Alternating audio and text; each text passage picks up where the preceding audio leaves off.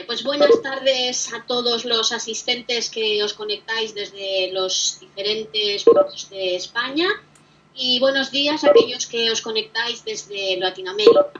Tenemos asistentes, si no me he equivocado, de Argentina, Colombia, México, Perú, Costa Rica y Ecuador. Hemos organizado este ciclo de seminarios a esta hora para poder compartir también con vosotros estos seminarios y os enviamos un saludo muy especial.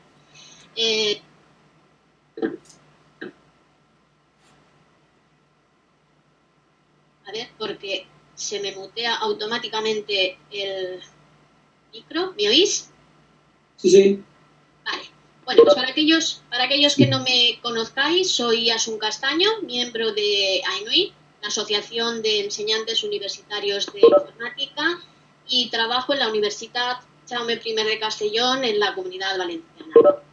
Muchos conoceréis más a GENUI que a AENUI, las jornadas sobre docencia universitaria relacionada con la informática que AENUI lleva organizando durante 26 ediciones. El actual presidente de AENUI es Faraón Llorens, de la Universidad de Alicante, y aprovecho para presentároslo a aquellos que no lo conozcáis. Hola, Faraón. Hola, buenas tardes. Saludos a todos. AENUI y GENUI colaboran desde hace muchos años con el capítulo de educación de la sección IECUBO España o Triple España, como se la conoce en Latinoamérica. El actual presidente de esta sección IECUBO España, que también es el presidente del capítulo de educación de dicha sección, es Óscar Bonastre, de la Universidad de Elche, al que tenemos también aquí. Hola, Óscar. Hola a todos. Buenas tardes para los que estéis en España y buenos días para los que estéis en el continente sudamericano. Bueno, pues a finales de mayo, en pleno confinamiento por la COVID, decidimos organizar de forma conjunta entre IECUBO y AENUI este ciclo de seminarios titulado Inmunizando la docencia universitaria. La idea era compartir algunas experiencias y algunas reflexiones sobre la docencia universitaria durante este periodo tan especial de confinamiento debido a la COVID. Hace 15 días tuvimos el primer seminario de este ciclo en el que hablábamos de dejar atrás la docencia no presencial de emergencia que fuimos casi improvisando durante el confinamiento por la urgencia y por la falta de tiempo a la que todos nos hemos visto sometidos. Ante la incertidumbre de lo que puede ocurrir en el primer semestre del próximo curso y puesto que ahora sí que tenemos tiempo, tenemos que planificar y diseñar para el próximo curso una docencia no presencial que ya no va a ser de emergencia. En el seminario de hoy iremos un paso más allá y vamos a hablar de cómo podemos diseñar esa docencia no presencial utilizando las metodologías activas de aprendizaje. Veremos dos experiencias concretas. Una que utiliza aprendizaje basado en proyectos y otra que utiliza aprendizaje basado en problemas. Estas experiencias nos las presentan respectivamente un miembro de AENUI y otro de IECUBO, del IEEE. Mientras transcurren estas ponencias, podéis realizar en el chat comentarios y preguntas que plantearé a los ponentes en el turno de preguntas tras las ponencias. Por otro lado, para poder conseguir una buena calidad del audio del seminario, os pido que mantengáis vuestros micros cerrados. Y también quiero indicaros que este seminario está siendo grabado y que os enviaremos más adelante por correo el enlace al vídeo que resume. Alguien está preguntando en el chat si se va a grabar, pues sí que lo estamos grabando. Bueno, y a continuación paso a presentaros a los dos ponentes de este seminario. Por parte de IECUBO tenemos a Edmundo Tobar. Bienvenido, Edmundo. Buenas tardes, Asun. Edmundo está también ligado a AENUI, ya que es miembro fundador de esta asociación. Es profesor titular de la Universidad Politécnica de Madrid, presidente electo del IECUBO Education Society y ha ocupado otros cargos que podéis consultar en la web de este seminario. Edmundo trabaja en la gestión, investigación y promoción de recursos educativos abiertos y es líder de un grupo de innovación en su universidad centrado en este ámbito. Y el ponente por parte de ANUI en este seminario es Rafa Molina. Bienvenido, Rafa. Buenas tardes, muchas gracias. Rafa es profesor titular de la Universidad de Alicante, dirige el grupo de investigación Smart Learning, Tecnologías Inteligentes para el Aprendizaje, y también es director del Laboratorio de Educación de la Unidad Científica de Innovación Empresarial Ars Innovatio de la Agencia Valenciana de la Innovación en la Universidad de Alicante. Rafa tiene también un extenso currículum tanto en innovación docente como en investigación relacionada con la inteligencia artificial aplicada al aprendizaje y a la educación, que podéis ver en la web del seminario. Rafa será quien inicie la primera ponencia de hoy, que lleva por título Las metodologías activas de aprendizaje en un modelo docente no presencial. Rafa, cuando quieras, puedes empezar. Muchas gracias, Asun, muchas gracias a IECubo y a ANUI por invitarme a esta tarde en España y esta mañana en Latinoamérica. Yo os voy a dar mi visión sobre cómo las metodologías se afectan a un modelo docente no presencial. Simplemente voy a empezar recordando algo que nos ha pasado a todos, este virus que cambió toda nuestra vida. Estábamos haciendo tranquilamente nuestra docencia presencial en los campus de las diferentes universidades en todo el mundo. Apareció COVID y tuvimos que pasar a una docencia no presencial y además de emergencia, porque bueno, todo fue sobrevenido de un día para otro. Esta situación pues era de emergencia, por lo tanto momentánea. En estos momentos, pues bueno, no sabemos muy bien qué va a pasar. En el primer semestre del curso que viene, en el curso completo, es probable que tengamos que hacer una docencia no presencial en algún momento o parcialmente no presencial. El caso es que la situación es de incertidumbre y tenemos que tratar de diseñar nuestra docencia de una manera que sea tolerante a los fallos que se puedan producir, a los cambios. De todo lo que ha pasado, me interesa sobre todo pues destacar que hemos aprendido. Hace 2 semanas, en el anterior seminario, hablamos largo y tendido de lo que había pasado. Aquí simplemente voy a recordar cinco cuestiones muy básicas. Lo primero es que la docencia no presencial no puede ser igual a la docencia no presencial de emergencia. Por lo tanto, estamos en una nueva etapa, tenemos que aprender a manejarnos en otra situación, tenemos un cierto tiempo para planificar y por lo tanto es el momento de diseñar para este escenario. Es fundamental cuidar un aspecto que nos ha sido cegado, mejor dicho, que es el tema de la interacción y de la comunicación.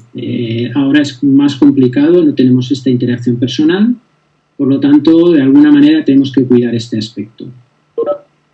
También tenemos que evitar la sobrecarga de trabajo para el profesorado, pero también para nuestros alumnos, que en muchas ocasiones los hemos sobrecargados pensando que era mejor proporcionarles mucho material donde trabajar y no dándonos cuenta de esa sobrecarga de trabajo. Otro problema fundamental que hemos detectado es que en ocasiones no vamos a poder llegar a todos. Hay estudiantes, hay profesores que no disponen de los medios para poder realizar este tipo de docencia. Por lo tanto, nosotros como profesores y nuestras instituciones sobre todo tendrán que proporcionar alguna manera de suplir este problema y de llegar a todos a pesar de esta brecha. Y un aspecto muy interesante que ha surgido y particularmente a los que trabajamos en las áreas de tecnología es que muchas veces tendemos a pensar que la tecnología es la solución a todo. Yo creo que la tecnología es parte de esta solución a estos problemas, pero desde luego no es la única solución. yo creo que las metodologías son la otra parte de la solución. Es decir, hay que utilizar las tecnologías de la información y la comunicación con cierta soltura, hay que conocerlas, hay que estar al día y hay que tratar de utilizarlas para suplir estos problemas de comunicación, pero si no tenemos detrás una metodología que se adapte bien a esta situación, pues lo que estaremos haciendo es matar moscas a cañonazos, en definitiva. Bueno, pues tras esta pequeña introducción, yo quiero hablar de, para mí, qué aspectos son clave a la hora de hacer esta transición hacia este modelo que no sabemos muy bien cómo va a ser. Generalmente no presencial, pero bueno, en realidad poco sabemos de él. Yo creo que estos 4 aspectos fundamentales son la interacción, la autonomía, la evaluación y la tecnología. Voy a detenerme muy rápidamente en cada uno. Cuando hablamos de interacción, hablamos de la interacción, por supuesto, del profesor con el estudiante, pero esta muchas veces no es la más importante o por lo menos no es la única. De hecho, bueno, pues comunicarnos con ellos a través de videoconferencia o a través de correo electrónico o cualquier otro medio, pues no es particularmente complejo. Lo que es complejo es todo aquello que acompaña a la interacción personal. Por ejemplo, pues el lenguaje no verbal, la posibilidad de poder hacer una interacción mucho más rica que proporciona la posibilidad de hablar cara a cara. No hay que desdeñar tampoco la posibilidad de que los estudiantes interaccionen entre sí. Yo creo que esto es fundamental en cualquier aprendizaje, que los estudiantes tengan compañeros con los que compartir, y más cuando haces una docencia en la que, por ejemplo, hay implicados equipos de estudiantes. Pero no solamente está la interacción entre personas, también está la interacción con los materiales y con los recursos tecnológicos y con los campus virtuales, y también la interacción con el propio medio físico del campus, las bibliotecas, el poder ir al bar a tomar un refresco. En definitiva, la interacción es un aspecto fundamental. No siempre es posible a través de la tecnología el suplirlo. El otro aspecto es la autonomía. Evidentemente, el profesor habitualmente es autónomo, tiene una cierta experiencia para preparar sus clases, pero el estudiante muy rara vez es autónomo. Muchas veces nosotros tampoco les dejamos que sean autónomos. Probablemente, si buscamos metodologías que en cualquier situación fomenten esa autonomía del estudiante, va a ser mucho más fácil hacer la transición hacia la docencia tolerante a fallos, por decirlo de alguna manera.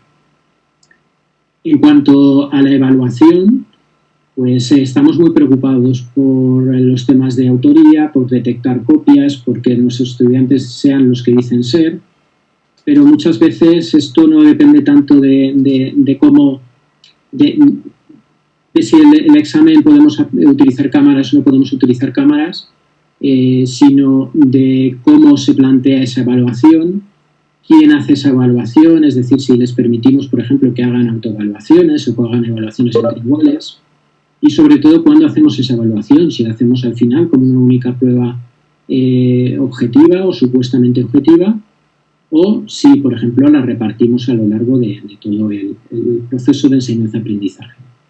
Y por último está la tecnología, la necesidad de tener recursos tecnológicos a nuestro alcance, pero precisamente en estos tiempos nos hemos dado cuenta que no era tanto el problema de los recursos como de la formación que teníamos los profesores o que tenían los estudiantes a la hora de acceder a esos recursos.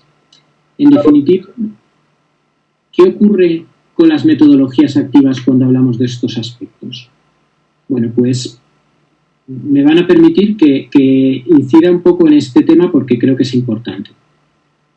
Cuando hablamos de tecnologías activas, hablamos de un conjunto de tecnologías que, bueno, ahí hay una lista de posibles tecnologías, desde el aprendizaje basado en problemas, en proyectos, la clase invertida, el aprendizaje entre iguales, etc. Son metodologías diversas, en algunas se parecen más, otras se parecen menos, pero todas ellas tienen en común una serie de aspectos que son los que aparecen aquí a la derecha. Todas ellas se basan en un aprendizaje competencial, es decir, es importante centrar el tema en las competencias, centrar el tema en el estudiante, es decir, el estudiante tiene que ser el centro de ese aprendizaje. Además, el estudiante tiene que ser activo y normalmente aprender haciendo. Y lo que hace habitualmente son problemas reales. Y los problemas reales se caracterizan porque están en un contexto incierto. Además, tenemos que dotar a este aprendizaje de significado, tenemos que darles ejemplos que para ellos tengan significado. Es muy importante no desdeñar el poder de la prueba y el error como forma de aprendizaje, que muchas veces pues, lo descartamos. Casi siempre en estas metodologías se busca el trabajo en equipo, porque la colaboración y la interacción pues, generan un aprendizaje mucho más rico, y el profesor cambia su rol y pasa a ser un profesor guía, pasa a ser el que va guiando a los estudiantes en su proceso de aprendizaje. De manera que este aprendizaje al final se produce por construcción. Estamos basados en un modelo constructivista.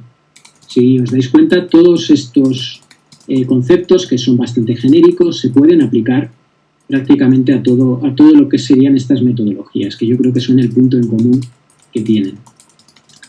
Con esto vamos a conseguir que nuestros estudiantes pues, sean capaces de resolver problemas, de tomar decisiones, de colaborar en su aprendizaje, de ser autónomos y de tener un sentido crítico. Además de ser asertivos, establecer entre ellos pues interdependencia positiva, que sean empáticos además y tengan una buena autoestima, que sean capaces de comunicarse adecuadamente con los demás y se muevan de manera motivada por ese proceso de aprendizaje. Si nos damos cuenta de todos estos aspectos, tienen que ver con dos de las claves de las que he hablado al principio. Tienen que ver con la interacción y tienen que ver con la autonomía. Pero nos faltan las otras dos claves, que serían la evaluación y la tecnología. ¿Qué aspectos creo que las metodologías activas fomentan, que también nos ayudan a centrar este tema de estos dos aspectos clave? Pues sería la evaluación de los equipos y no solo la evaluación individual.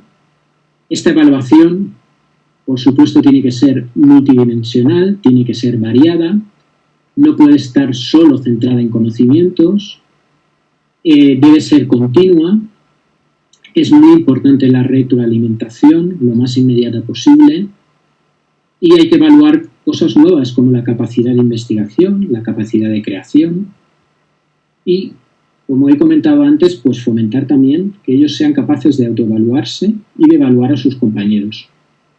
En cuanto a las tecnologías, si nos damos cuenta, las metodologías activas tienen una dependencia puntual de la tecnología, quizás menor que otras tecnologías, porque si fallan, los estudiantes son autónomos, los estudiantes se comunican entre ellos y entonces no son tan sumamente dependientes. No obstante, pues tendremos que proporcionarles tecnologías como las plataformas de videoconferencia, como las plataformas colaborativas. Obviamente nos basaremos en nuestros LMS, en nuestros campus virtuales. Cosas, por ejemplo, que utilizamos los que trabajamos con software, como el control de versiones, pueden ser muy interesantes porque nos permiten hacer un control a lo largo del tiempo de cómo se está desarrollando el aprendizaje. En definitiva, las metodologías activas pues, pueden permitir que estos aspectos claves de los que he hablado se desarrollen mejor, aunque haya un fallo en el sistema, aunque haya un cambio, por ejemplo, a una docencia no presencial de forma súbita. Aquí tenemos un cuadro resumen en el que hablamos pues, de la diferencia entre la docencia presencial y no presencial tradicional y activa también en los dos escenarios. Entonces, mientras en el caso de la docencia tradicional los cambios son muy importantes porque cuando hay una interacción pobre, En el caso de una docencia no presencial, tendremos que enriquecerla. Una interacción, por ejemplo, una autonomía pobre en la docencia tradicional, pues también será necesario desarrollarla porque nuestros estudiantes pasarán a ser más autónomos o deberían ser más autónomos. Las evaluaciones que son finales habitualmente en la docencia más tradicional, pues pasaremos a evaluaciones continuas. Y la necesidad de tecnología probablemente va a cambiar.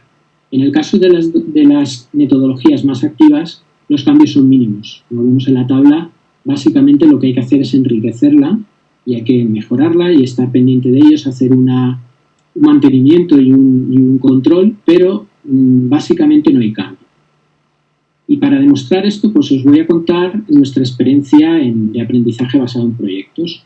Nosotros hacemos una experiencia en ingeniería multimedia, en el cuarto curso de aprendizaje basado en proyectos para todo el curso.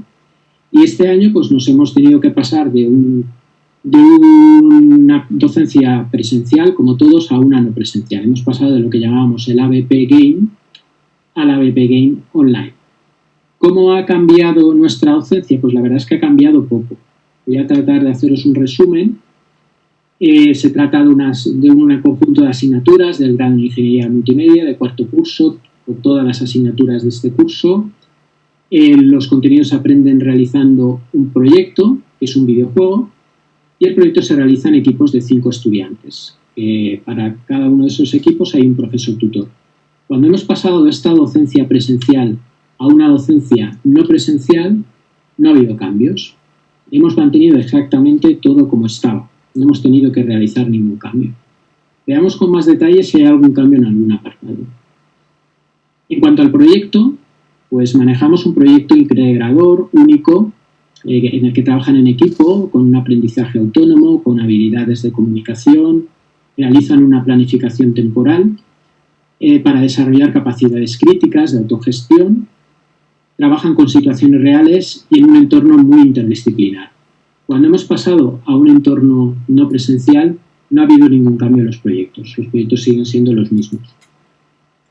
En cuanto al aprendizaje, nosotros teníamos una serie de sesiones que constituían seminarios participativos vinculados con el proyecto que realizábamos durante 2 horas semanales en el aula.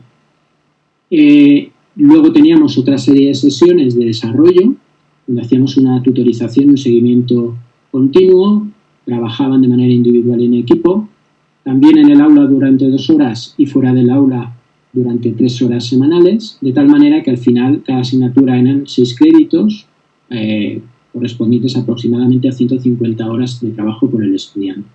Cuando hemos pasado de un entorno online, el único cambio ha sido que el aula se ha sustituido, en el caso de las sesiones de las lecciones, por vídeos, y en el caso del desarrollo, pues hemos hecho turnos de 30 minutos con cada uno de los grupos de manera semanal, cada uno de los profesores, y hemos hecho un seguimiento. Y ellos han seguido trabajando fuera del aula de manera normal. Ha habido los cambios mínimos, lo que ha supuesto la necesidad de utilizar un medio tecnológico para hacer la interacción. Tenemos una planificación también en 4 hitos a lo largo de todo el curso. El primer hito hacen una especificación del problema, luego un prototipo. En el tercer hito presentan una beta y en el último hito pues hacen la presentación final del videojuego. Hay 3 hitos en los que hay presentaciones públicas, que son el hito 2, donde presentan el prototipo. El hito 3 hacen una jornada de presentación en el patio de la escuela y en el hito 4 pues hacen una presentación pública en el salón de actos. Los cambios que se han producido cuando hemos pasado a un entorno online es que las presentaciones han sido por videoconferencia y el Demo Day ha sido a través de vídeo. Entonces, solo ha cambiado lo que sería el medio para hacer la presentación de estos elementos.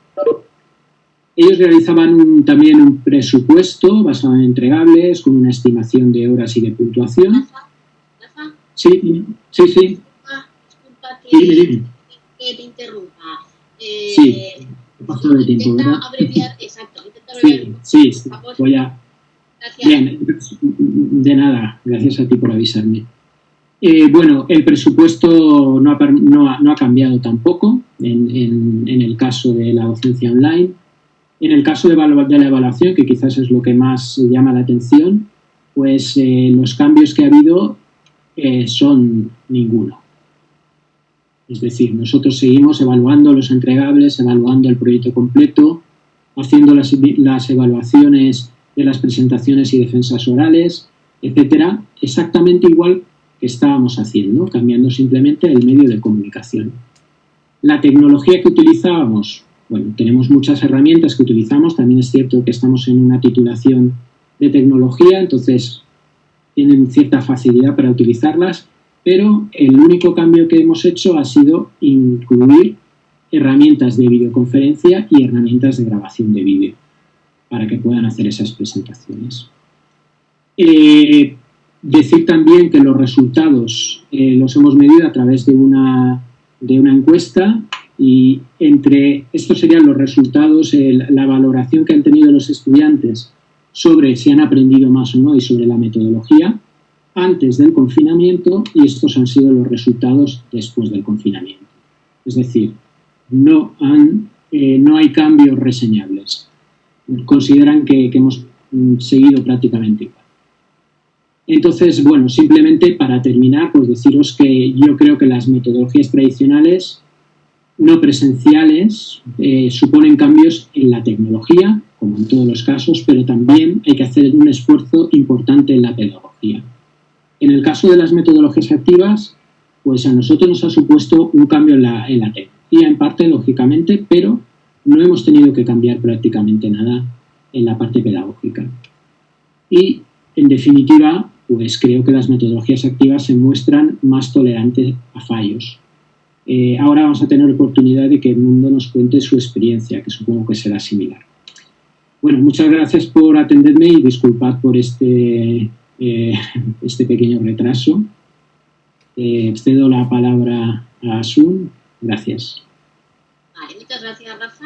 A continuación, como dice Rafa, le corresponde el turno a Edmundo Tobar, cuya ponencia tiene por título Experiencias de un enseñante universitario de informática en confinamiento. ¿No? Mientras Edmundo pone parte de su pantalla, os recuerdo que aquellos que queráis hacer preguntas podéis utilizar el chat, luego yo acabe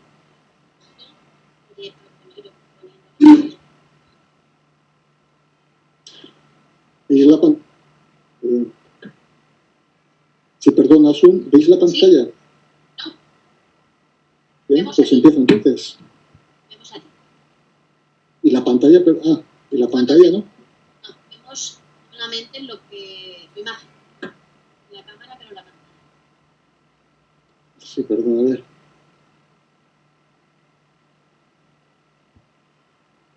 Ahora parece que ya se está viendo algo. Vale, fenomenal.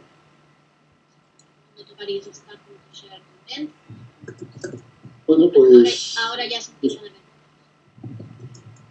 Bueno, fenomenal.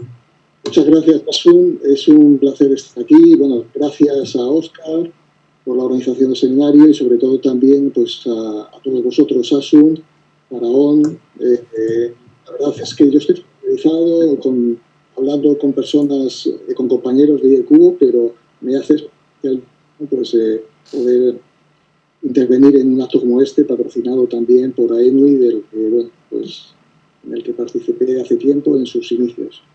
Y enhorabuena a toda la gente de AENUI porque ha crecido y por todos los esfuerzos que habéis hecho para que crezca y para hacer unas jornadas GENUI pues estupendas. Bueno, como veo que el tiempo se pasa rápidamente, pues voy allá. Esta es una presentación que, mientras que todos nosotros estamos acostumbrados a hablar sobre temas centrados en el aprendizaje del estudiante, pues disculpad, pero esta es una presentación centrada en mí mismo. Entonces, porque he pretendido contar un poco cuáles han sido las impresiones y las actividades y las acciones que he participado y en parte pues he protagonizado. Bueno, pues entonces este es el tema por parte de esta breve presentación. Bueno, esta es la agenda de los temas que quería hablar. Entonces, bueno, simplemente una breve introducción, pero que yo creo que ya se puede prescindir de ella, puesto que en el primer webinar pues estuvisteis hablando de esto y de la transformación, etcétera. Yo quería dar esta presentación, efectivamente, disculpad, en lo que es mi ecosistema docente, en lo que he vivido y en cómo se ha modificado en estos 3 últimos años. Y esto voy a hablar desde distintos puntos de vista. Primero, pues el contenidos docentes, en la propia dinámica de la asignatura a la que está impartiendo en ese momento. Otra, pues por parte, bueno, pues gran parte de mi actividad también profesional pues está centrada en la Sociedad de Educación de IECubo y bueno, pues he tenido la fortuna también de poder proponer acciones que, bueno, que os quiero reseñar brevemente, que tienen que ver también con esta etapa de confinamiento. Pero luego también quería hablaros un poco sobre la asignatura en particular y una experiencia concreta pues que, bueno, pues que habíamos promovido aprovechando las circunstancias en las que vivimos. Bueno, y luego un poquito sobre elaboración y conclusiones. Bueno, la verdad que son muchos temas, pero bueno, vamos a intentar hacerlo lo más rápido posible, aunque intento que sea lo más claro. Bueno, pues efectivamente, como parte de la introducción, nosotros estamos viviendo, como cualquier otra organización, hasta los meses anteriores, lo que era el proceso normal de la transformación digital. Como universidades presenciales, pues parecía que esto estaba orientado, que estaba llevado a cabo por pequeños grupos, por personas individuales dentro de cada una de esas universidades presenciales, pero nos encontramos con el problema que teníamos que ser un servicio, sobre todo que teníamos que tener contacto con los estudiantes. Eso era lo fundamental, para lo cual no había tiempo de llevar a cabo unas políticas nuevas, una inversión en tecnología, sino todo había que desarrollarlo con lo ya existente. Bueno, yo quería también, yo me proponía también el que cuando intentaba describir qué era lo que yo pensaba en aquellos momentos, pues que esto fue a mediados de marzo, recibí un correo por parte de un compañero de IECubo que un compañero de su universidad había grabado este vídeo. Y yo creo que mejor que yo mismo, pues es que él realmente pues cuenta, voy a poner un pequeño fragmento, cuenta realmente lo que hemos vivido casi todos nosotros, casi todos los enseñantes universitarios en general.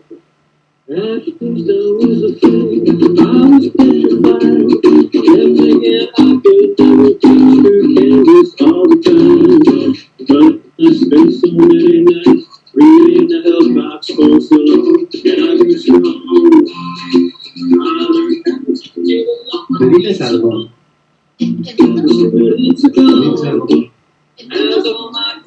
Sí. No se ve. Vale, pues tenía compartido esto. Bueno, tenéis en la... Luego, se tenía compartido la pantalla, entonces no sé por qué no se... El caso es que, bueno, aquí tenéis la letra de la canción, también donde podéis, cuando veáis la presentación, donde tenéis un poco todo lo que se cuenta. Pero vamos, ha sido el reflejo de lo que hemos estado viviendo. Bueno, el problema es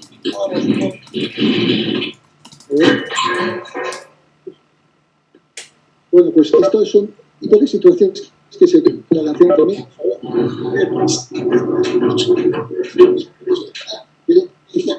Estamos viviendo todo como...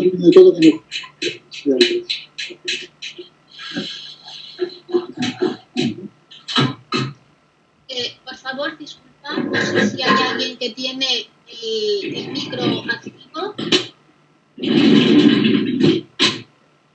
Disculpad, por favor, os agradeceríamos que apagaseis los micros. Bueno, ahora creo que ya no sé. Vale, muy bien. pues o sea, lo que estaba comentando, que este es el tipo de preocupaciones que hemos vivido todos con nuestros estudiantes, las experiencias, el micro, que no se me oye, que sí. Y es una situación pues realmente nueva, ¿no? Que no tenía que ver con la presencial. Bueno, el problema fundamental es que hemos tenido que mover en esta emergencia, hemos tenido que mover el contenido tradicional a online, ¿no? El contenido realmente es lo importante. Bueno, pues desde este punto de vista, yo creo, desde mi punto de vista, pues realza la situación y la necesidad de contribuir a disponer de recursos abiertos, porque nos vemos obligados a grabar nuestras clases. ¿Y qué hacemos con las clases? ¿Las mantenemos en Moodle directamente o las ponemos o las liberamos con licencias Creative Commons? Bueno, pues esta, como para tantas otras cosas, es una oportunidad para el tema de los recursos educativos abiertos. Bueno, pues esa es un poco la orientación también que quería contar de la experiencia. De mi experiencia. Bueno, desde el punto de vista de sociedad de educación, bueno, pues también he vivido pues el formar parte de esta comunidad que nos ponemos, como estamos haciendo ahora mismo, que nos ponemos como locos a retransmitir webinars, porque realmente consideramos que realmente nos puede ayudar en todos estos difíciles momentos. Bueno, pues ahí simplemente la sociedad de educación para la semana que viene, para final de mes, pues tenemos otras nuevas remesas de webinars en la que vamos a contar cosas también relacionadas con el online, etc.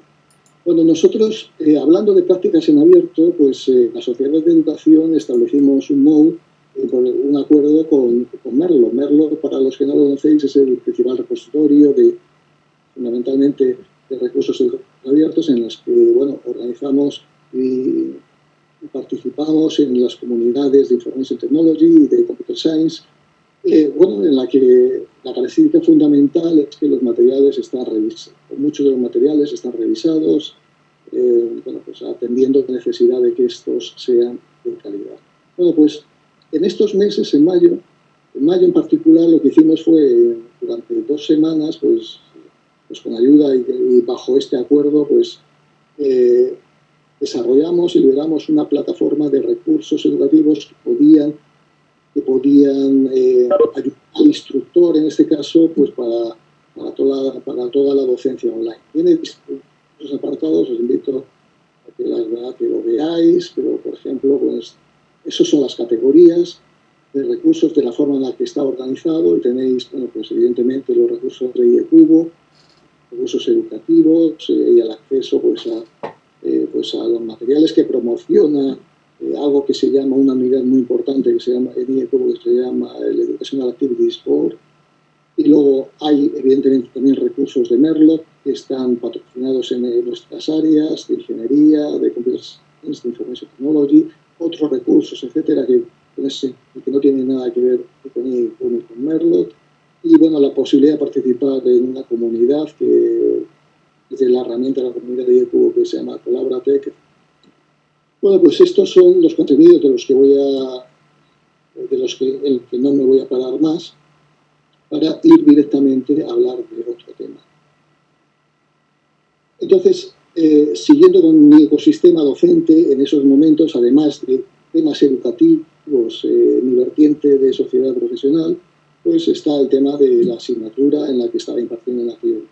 Bueno, pues nos encontramos con un cambio normativo enorme, evidentemente para poder afrontar a una nueva situación que no estaba regulada, y bueno, pues yo estaba en mi asignatura pues para desarrollar un ejercicio, entonces un ejercicio que se trataba de desarrollar competencias de emprendimiento. Bueno, pues ahí tenéis el planning que habíamos hecho. Bueno, pues para esto entonces, este ejercicio, como veis por las fechas, se desarrollaba precisamente en la parte más cruda de confinamiento, y entonces queríamos saber... Edmundo, me parece que no estamos viendo la transparencia que habla de los recursos. Ahora think about this y ecosistema docente. Ahora creo que sí que ya estamos en la transparencia. Sí. Debe haber un retardo entonces, porque a lo mejor he pasado 4 rápidas y ha tardado una. Bueno, pues este es el plan que teníamos. Edmundo, si en lugar de compartir la pantalla compartes solo la aplicación, irá más rápido. Vale. Gracias, Faraón.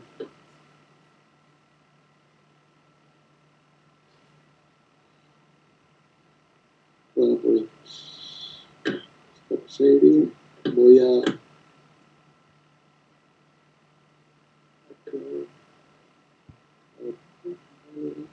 Bueno, pues a ver si veis ahora. La presentación, ¿la veis ya? Está en ello. Vale. Ahora, ya. Muy bien, bueno, pues el planning, entonces, el ejercicio de 300 alumnos que tenían que desarrollar pues, competencias de emprendimiento, lo teníamos a través de una serie de actividades, pero en el mismo periodo de confinamiento. Entonces, lo que nos interesaba saber era realmente en este tiempo crítico cuál era su situación, por lo cual, bueno, el ejercicio consistía en desarrollar estas competencias a través de una plataforma que hicimos en un proyecto de recursos educativos abiertos que ayudan al desarrollo de este tipo de competencias. Y lo que nos interesaba era conocer, además de hacer la evaluación del desempeño de los estudiantes, pues también conocer cuál era la situación en la que estaban desarrollando esa práctica. Pues no lo mismo hacerla online, como la podíamos haber hecho en otras ocasiones, sino hacerla confinado en tu casa, en la que dependes básicamente dependes en gran parte de tu pequeño entorno en el que estás viviendo y de con quién lo estás haciendo. Bueno, pues entonces ahí he puesto algunos números. Por ejemplo, en una primera encuesta lo que vemos es que nos preguntábamos, a ver, ¿pensáis que vuestra situación de confinamiento puede afectar a los resultados de aprendizaje previstos? Bueno, pues el 50% ya tenía que sí. Bueno, en la experiencia de lo que tratábamos era de establecer un poco cuáles son los factores que podían perjudicar, cuáles factores eran negativos a la hora de alcanzar esos resultados de aprendizaje. Preguntábamos por cosas, preguntamos en la primera encuesta, preguntábamos pues lo que intuitivamente o de forma natural pensábamos que sí que podía afectar negativamente. ¿Qué puede ser?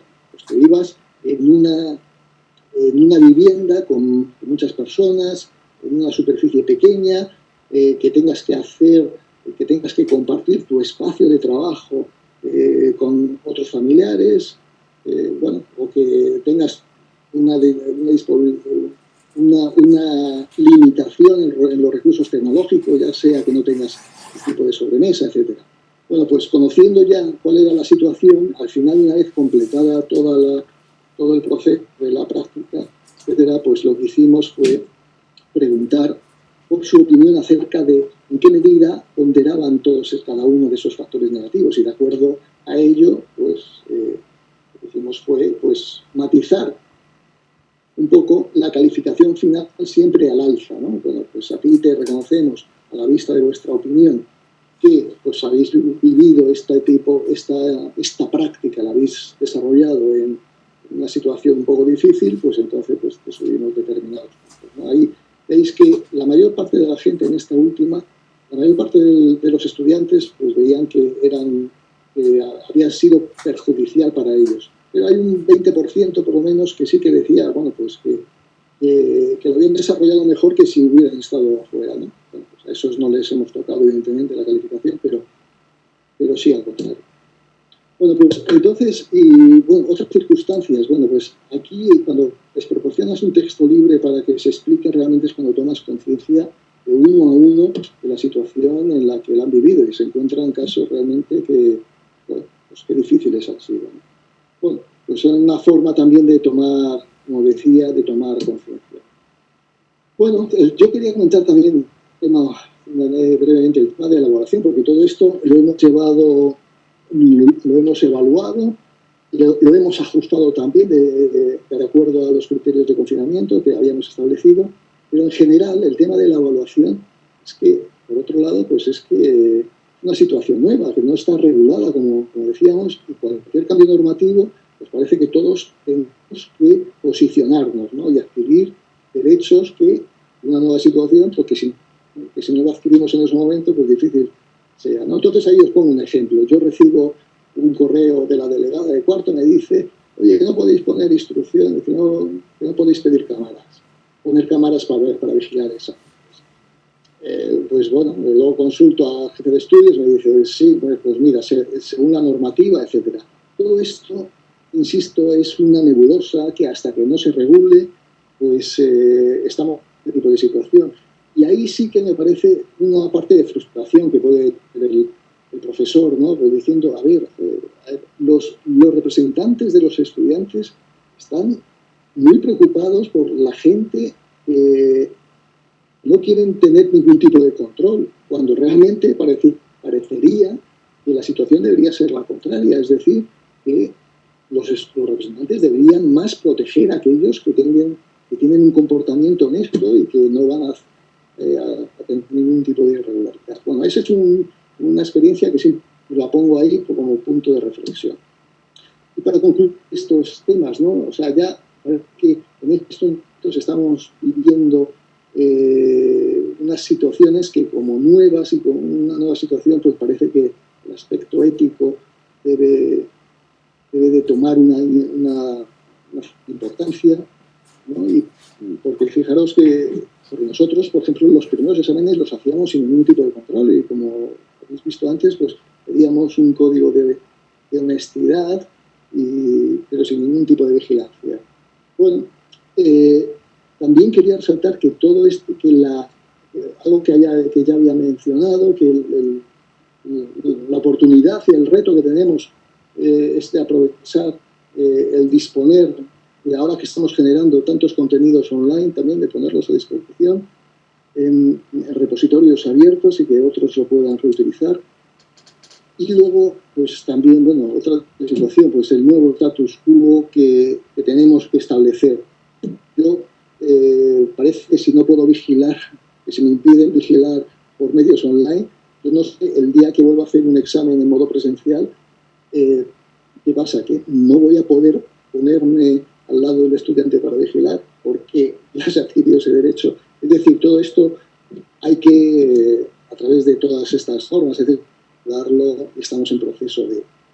Pero sin olvidar también que, bueno, pues que la posibilidad de conocer casos concretos cuando se les ha preguntado a los alumnos, pues son cuestiones a tener en cuenta porque ahí ya conoce situaciones personales, ¿no? Entonces, ese es un mundo que hay que seguir explorando y bueno, y cómo afrontar toda esta situación. Pero la conclusión es que, bueno, todo esto lo hemos vivido durante una etapa de confinamiento, evidentemente transformado, no todo va a ser igual cuando volvamos, pero de lo que se trata ahora es de ver con qué cosas de las que hemos experimentado, como os he contado, el tema de recursos abiertos, temas de recursos abiertos, de repositorios, preguntar por la situación en la que están viviendo los estudiantes durante este tipo de circunstancias.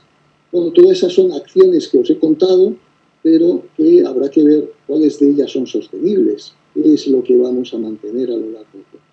Bueno, pues con esto es lo que os he querido contar acerca de mi situación y de mi experiencia y de cómo he visto y de lo que he vivido en esos temas, pero sobre todo, además, bueno, pues el problema de gestionar tu tiempo y por eso pongo aquí lo del cartelito esto, es que parece que siempre tienes que estar abierto porque no hemos aprendido tampoco a gestionar nuestro tiempo, etcétera. Eso es otra cosa que tenemos que hacer. Bueno, pues muchas gracias y a vuestra disposición. Muchas gracias, Edmundo. Pasamos ahora al turno de preguntas. Hay alguna pregunta ya que habéis ido dejando ya y os animo a que no lo hayáis hecho, pues vayáis planteando vuestras dudas, vuestras inquietudes, y seguro que son muchos más. Bueno, a ver, empezamos. Pregunta para Rafa. Alguien, a ver, si acaso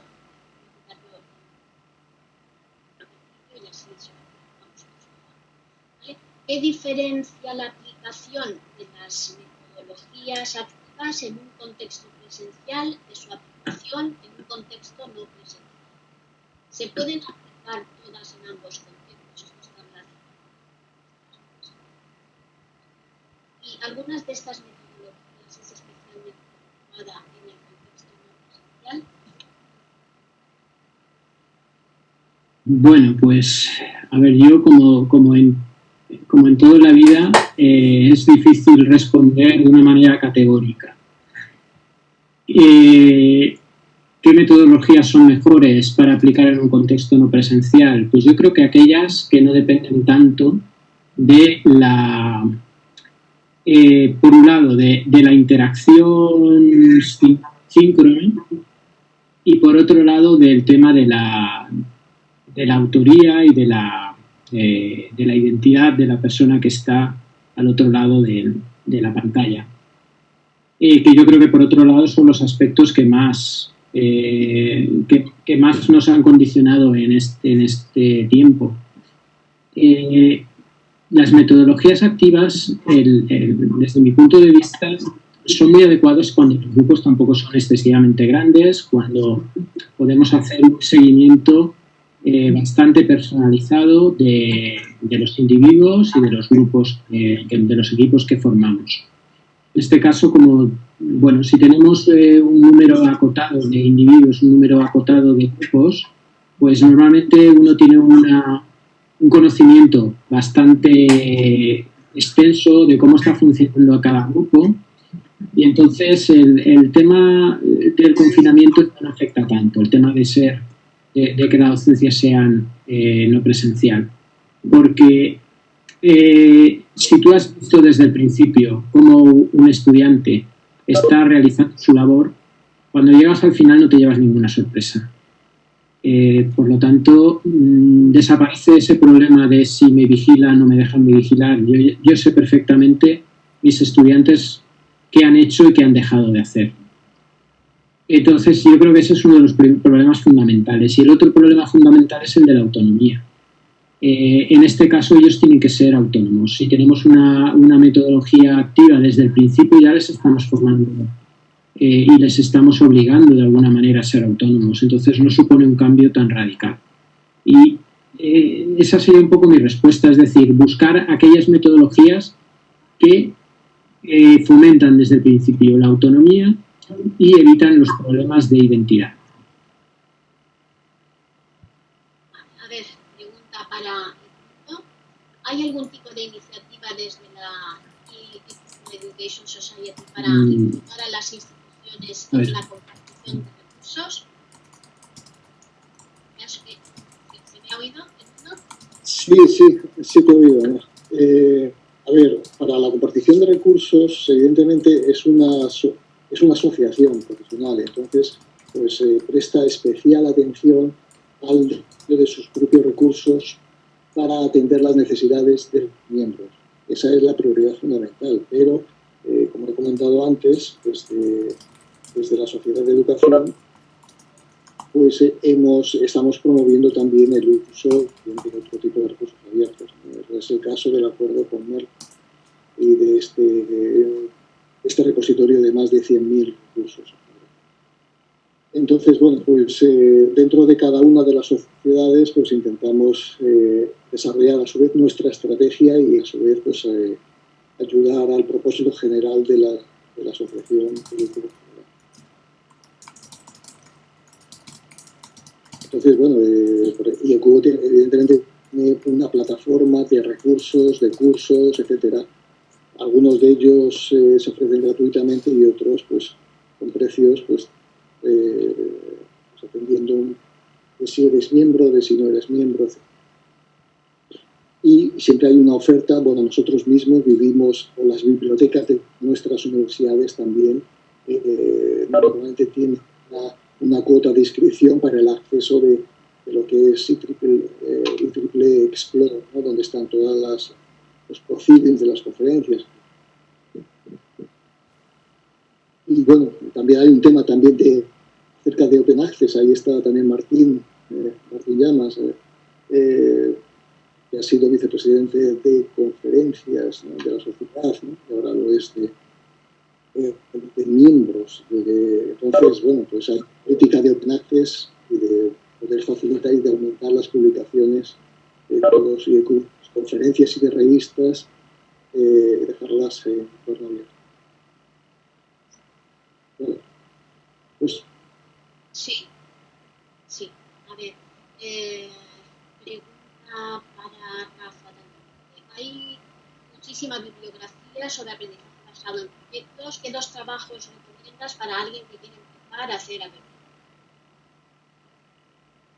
Bueno, pues además de los clásicos, yo para mí ha sido muy importante, y voy a barrer un poco para casa, todo lo que nos ofrece AINMI a través de las jornadas de GENUI o a través de la revista Revisión. Hay trabajos estupendos, por ejemplo, de Miguel Valero, que fue la persona que me abrió los ojos en estos temas y que yo recomiendo, buscando en la página de AINMI, sus trabajos en GENUI son todos muy interesantes. Luego trabajo con algún compañero más de AINMI, con Óscar Cánovas o con Imanol Usandizaga, y hay trabajos muy interesantes. Os recomiendo también, y bueno, permitidme un poco la falta de modestia, el trabajo que presentamos hace unos días en GENUI, precisamente la semana pasada en GENUI, que iba sobre metodologías para ABP. Entonces, buscadlo en la página de GENUI 2020 y ahí tenéis el trabajo de este año. Sí, yo iba a... No sé que eres modesto, pensaba que no ibas a comentarlo. Bueno, porque si no lo sí. Lo iba a comentar, ¿vale? Que tiene un artículo estupendo que además justo va en esa línea, dice, quiero hacer ABP, ¿por dónde? ¿Vale? Exacto. Bueno, a ver, otra pregunta para el mundo. ¿Qué descartarías de lo que aparece en el checklist Quality Matters Emergency Remote Instructions sobre docencia remota? En una de las transparencias hablabas de ese checklist. Ah, bueno, sí. Donde hablaba de tips, creo recordar que hablaba de tips sobre instrucciones para la docencia remota. Bueno, había varios apartados dentro de esta plataforma con el centro de recursos de la Sociedad de Educación. Entonces, uno de ellos era más orientado a las... Uno de los apartados era de IECUBO, y de IECUBO, entonces iniciativas de TISC estaban ahí bajo esa sección, pero me estabas preguntando por otra que que está en el apartado de otros recursos que pueden ser también de interés, y esta es una asociación americana que desarrolla fundamentalmente, o que ofrece dentro de esa comunidad que nació dentro que surgió como una comunidad de profesores y que luego se fue extendiendo también con recursos para profesores y alumnos. Entonces recuerdo que hay unos temas de proporcionan rúbricas, también proporcionan revisiones también de materiales educativos. Bueno, pues el tema de las rúbricas me parece que puede ser de interés, por ejemplo. Pero bueno, este es un ejemplo más de algo, de alguien, de algún tipo de organización con la que no tenemos ningún tipo de relación, pero que bueno, que pueden ofrecer, que puede ser interesante, bueno, pues para conocer ese tipo de cosas que hacen, que ofrecen. Sí, luego también, para Rafa, ¿es posible aplicar alguna metodología correctamente en un entorno igual, 50% presencial y 50% no presencial? ¿No sería mejor totalmente online y síncrono? Ya sé que me vamos.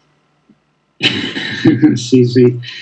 A ver, yo soy muy crítico con lo que se ha venido a llamar metodología igual, que no sé muy bien exactamente por qué el nombre, porque tampoco lo encuentro muy lógico. Me imagino que se refiere a mitad de la clase en el aula y la otra mitad en casa, siguiéndonos por videoconferencia. Yo creo que eso, independientemente de la metodología, y particularmente en el caso de las metodologías activas, es un sinsentido. Yo creo que el tema es si se puede hacer presencial, que se haga presencial, si no las actividades que no se puedan hacer presenciales, que se busque la manera de hacerlas no presenciales. También es verdad que muchas veces nos empeñamos en la teoría no presencial, las prácticas presenciales. Bueno, pues a lo mejor hay que buscar para cada caso particular qué se puede hacer de una manera y qué se puede hacer de otra. Y si no hay manera de hacerlo presencial, pues iremos todos a la docencia no presencial. Pero yo creo que esas medias tintas resultan muy extrañas, porque parece que hay estudiantes de primera y estudiantes de segunda. Ese es mi modo de verlo. Para ambos, la tecnología puede facilitar enormemente el seguimiento sistemático y rutinario de las actividades de profesores y alumnos para determinar la intensidad y eficacia con que se van desarrollando actividades y logrando objetivos. Sin embargo, cuando se ha dado este salto al uso universal de la tecnología para apoyo docente online, nos hemos topado con un escenario de regulación ilegal que puede resultar muy interesante en general, pero enormemente limitador en el escenario docente. ¿Qué tipo de particularidades legales deberían disponerse para este tipo de docencia online para realizar ambas cosas?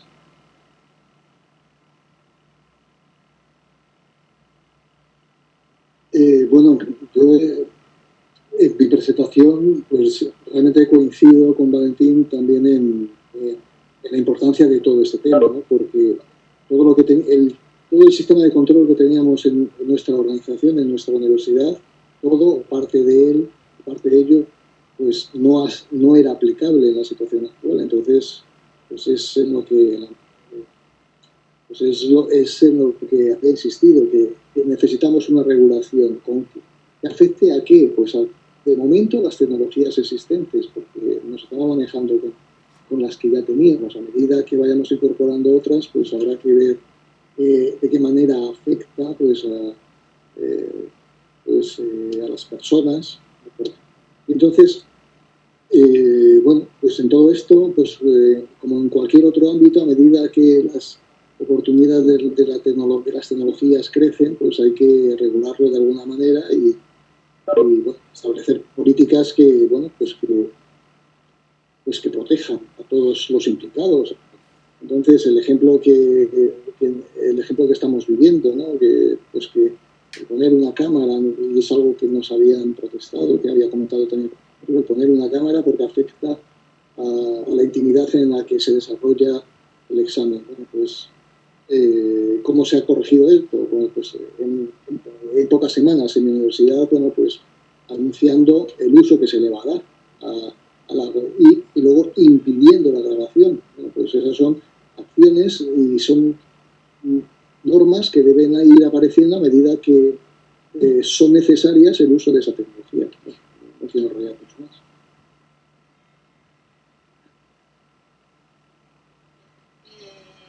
Siempre nos han dicho que hay que innovar siempre nos han dicho que hay que innovar poco a poco, pero ¿se puede empezar a hacer aprendizaje basado en proyectos poco a poco?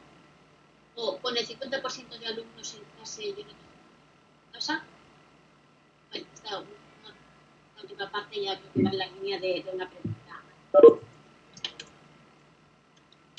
Yo creo que es la situación ideal, la de empezar poco a poco. Los cambios disruptivos muchas veces no salen bien, entonces hay que calibrarlos bien.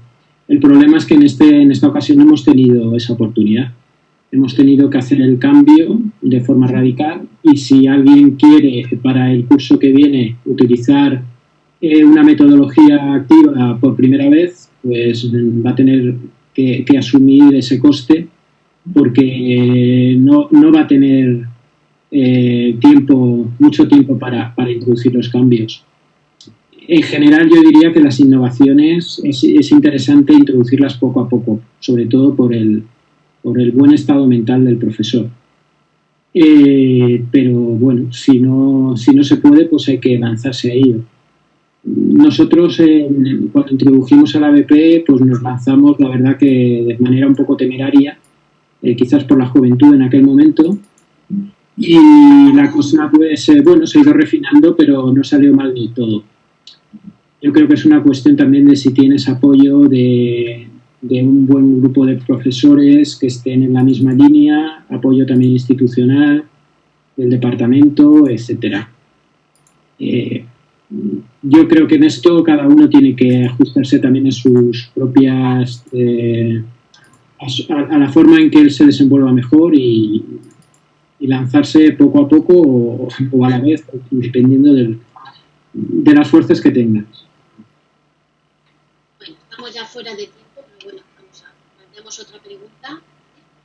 Ya acabamos. ¿Hay estudios sobre ratios profesor-estudiantes autorizados para una metodología activa garantizando un efectivo seguimiento? ¿Me oís bien? Es que justamente ahora se me han puesto unos perros. Vale.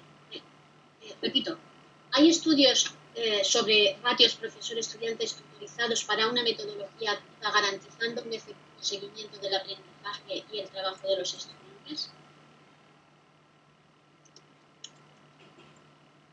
Pues si quieres contesto yo, no lo sé, la verdad es que no lo sé. Yo te puedo decir mi experiencia. Este año ha sido el año que más equipos he tenido que tutorizar y he tutorizado 16 equipos, 80 estudiantes aproximadamente. Y estoy del límite. Por encima de esto va a ser muy complicado que pueda seguir bien a los estudiantes. Teniendo en cuenta eso, que los agrupas en este caso en equipos de 5 o 6. Si fueran individuales, 80 es una barbaridad. Es triste, pero es así. Bueno, seguro que nos quedan ahí más preguntas. Bueno, también podéis localizar a través de mundo con Rafa, le podéis enviar a un correo y para concluir este seminario voy a dar paso a nuestros dos ponentes y quiero que resumáis en una frase como mucho dos, lo que consideráis más relevante de lo que hemos planteado o comentado en este seminario. Rafa, tú mismo, ya que tienes la cámara. Sí, vale. Bueno, yo creo que para un poco resumir el tema que he tratado, diría que las metodologías activas, desde mi punto de vista, funcionan bien. Funcionan bien en una docencia presencial y para mí han demostrado que funcionan bien en una docencia no presencial con un cambio repentino, pero hay que hacer un buen diseño y también un número limitado de estudiantes. Creo que cuando el número de estudiantes es excesivo, pues es muy complicado. Entonces yo simplemente pues animaría a los que estáis haciendo ya alguna experiencia de este estilo, pues que la reforcéis y los que no, que os lancéis, porque es gratificante, eso sí, los resultados que se obtienen. Tus dos frases, por favor. Sí, bueno, pues por mi parte, vivir esta situación en la que se ofrecen nuevas oportunidades, nuevos retos, aprovecharlas y teniendo en cuenta que aspectos fundamentales de estas oportunidades para ayudar a obtener estos logros que nos podamos proponer son el tema de los recursos abiertos que había comentado antes y, bueno, ya que estamos aquí también, y parte de mi presentación ha sido sobre eso, sobre el papel de las asociaciones profesionales que nos ayudan, tales como AENUI o como IECUBO, que nos ayudan a nuestro desarrollo profesional y a obtener nuestros objetivos adaptados a las circunstancias en las que vivimos, como especialmente esta. Bueno, concluimos entonces este seminario. Doy las gracias a Edmundo y a Rafa por compartirnos sus experiencias y esperamos que os haya resultado interesante el seminario y os animamos a que asistáis dentro de 2 semanas, el 7 de julio, al tercer y último seminario de este ciclo de seminarios. Ese último seminario va a estar centrado en la clase persa. En este seminario contaremos con dos expertos en metodología, Merche Marqués, de la Universidad Jaume I de Castellón, y Martín Llamas, que estaba también con nosotros hoy, que estaba comentando cosas también en la Universidad de pues muchas gracias a todos por vuestra asistencia y esperamos contar con vosotros en el próximo semestre. Gracias. Gracias. Adiós. Hasta luego, buena tarde.